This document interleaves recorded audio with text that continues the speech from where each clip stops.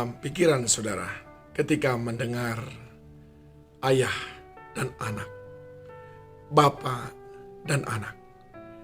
Tentu saja mungkin hubungan yang penuh kasih sayang, hubungan yang mesra, ada kasih ayah yang sedemikian berlimpah, dan ayah yang memberikan perlindungan kepada anaknya, mempertaruhkan nyawanya.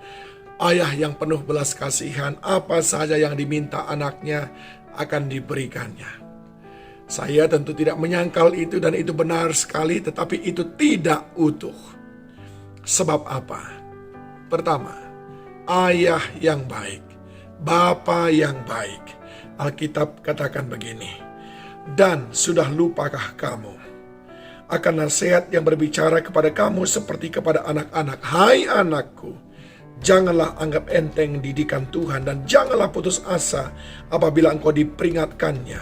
Karena Tuhan menghajar orang yang dikasihinya dan ia menyesah orang yang diakuinya sebagai anak. Jika kamu harus menanggung ganjaran, Allah memperlakukan kamu seperti anak. Di manakah terdapat anak yang tidak dihajar oleh ayahnya? Alkitab berkata di dalam Ibrani 12 ayat 5 sampai dengan ayat yang ke-7. Yang pertama, bahwa seorang bapa akan mendidik anaknya. Dia akan menertibkan anaknya. Dia akan mengajari anaknya. Dia akan memperingati anaknya. Yang kedua, seorang bapa akan menghajar anaknya, akan menghukum anaknya. Bapa mendidik, memperingatkan. Bapa menghajar anaknya yang salah, supaya anak-anak itu bisa lebih baik. Yang ketiga, di dalam 1 Korintus 4 ayat 14 dan ayat yang ke-15 serta 16, dia berkata begini, hal ini kutuliskan bukan untuk memalukan kamu, tetapi untuk menegur kamu sebagai anak-anakku yang kukasihi. Sebab sekalipun kamu mempunyai beribu-ribu pendidik dalam Kristus, kamu tidak mempunyai banyak bapa. Karena akulah yang dalam Kristus Yesus telah menjadi bapamu oleh Injil yang kuberitakan kepadamu. Sebab itu aku menasihatkan kamu, turutilah teladanku. Yang ketiga, Bapa memberikan kepada kita teguran dan nasihat. Ada teguran dan nasihat dari seorang bapa yang mengasihi anak-anaknya. Dan yang keempat, dikatakan di dalam Mazmur 103 ayat yang ke-13, seperti bapa sayang kepada anaknya, demikian Tuhan sayang kepada orang-orang yang takut akan Dia. Yang keempat, seorang bapa sayang kepada anak-anaknya, mengasihi anak-anaknya.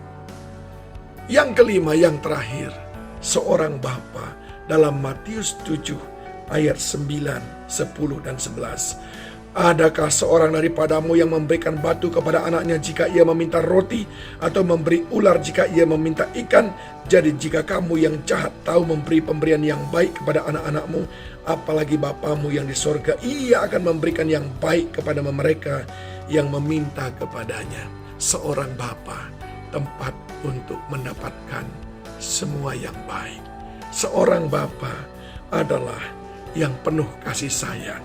Seorang bapa adalah seseorang yang menegur dan yang menasehati. Tetapi seorang bapa adalah seseorang yang juga mendidik, memperingatkan, dan menghajar anak-anak yang dikasihinya. Saudaraku yang dikasihi Tuhan, Dia adalah Bapa. Terlepas dari Dia menghajar, mendidik, menasehati, memperingatkan, membelaimu dengan kasih sayang, dan menyediakan yang kau perlukan, semua kesimpulannya adalah Dia Bapa yang baik, penuh kasih sayang. Jangan hanya mengenal Dia dengan tangannya yang membawa roti, tetapi kenal juga Dia dengan tangannya yang membawa rotan ketika engkau sedang tidak taat kepada jalan-jalannya. Tetapi dalam pukulan-pukulan rotan yang Dia berikan kepadamu, tidak mengubah identitasnya. Dia adalah Bapa yang penuh kasih sayang. Kebaikannya dan kesetiaannya sudah terbukti. Tuhan Yesus memberkati saudara.